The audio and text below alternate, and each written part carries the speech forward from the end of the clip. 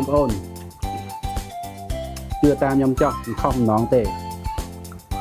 រូបមន្តនេះគឺឆ្ងាញ់បាទធានាថាឆ្ងាញ់តែម្ដងណាមីមិនថាកាទៀវមិនថាមិនស៊ូអីទេគឺនិយាយទៅគឺចាប់ជាតិគ្នាល្អមែនទែន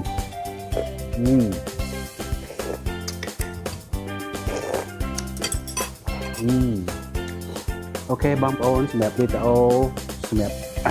បស់ខ្ញុំថ្ងៃនេះគឺតើតើមួយការបង្ហាញពីរបៀបធ្វើស៊ុបហើយនឹងការញ៉ាំគឺមកដល់ទីបញ្ចប់ហើយអរគុណបងប្អូនសម្រាប់ការទស្សនាពីដើមរហូតដល់ចប់អរគុណកុំភ្លេចជួយ like និង share វីដេអូនេះផងបាទសូមអរគុណជួបគ្នានៅវីដេអូក្រោយទៀតបាទអរគុណបាយបាយ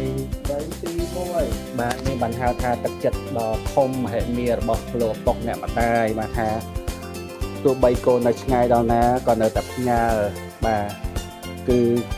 มันអាចកាត់ថ្លៃបានទឹកចិត្តដល់ប្របីថ្លៃថ្លាបាទអរគុណអ្នកម្ដាយជូនពរអ្នកម្ដាយឲ្យមានសុខភាពល្អអាយុវែងហើយនឹងមានសុភមង្គលក្រុមគ្រួសារបាទបងប្អូនគាត់មិនមែនធ្វើផ្ញើធ្វើតរេនណាគាត់ផ្ញើតាំងពីបាយតរេនទៀតបាទតាំងពីបាយតរេនផ្ញើតាំងពីប្រហុកផ្អកនិយាយទៅគឺគ្រប់សពបែបយ៉ាងតាំងពីគ្រឿងក្រៅមកមួយសែតកុំឲ្យកូនពិបាកដើរទិញថាដាក់មកមួយសែតតែម្ដងបាទខ្ញុំអរគុណ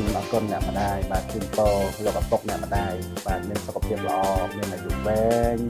បាទដើម្បីជូនលោកបច្ចៈដល់កូនចៅទាំងអស់គ្នាបាទសូមអរគុណចំពោះតរេនម៉ាន់ថងដែលអ្នកម្ដាយផ្ញើមកនេះគឺមានរហូតដល់4ផ្លែអញ្ចឹងខ្ញុំនឹងច្នៃ2ផ្លែទុកសម្រាប់ញ៉ាំបាទហើយ2ផ្លែទៀតខ្ញុំនឹងច្នៃបាទជាបាយដំណើបសង់ខ្យាតរេនរសជាតិបែបអ្នកកពតតែរូបមន្តពិសេសអញ្ចឹង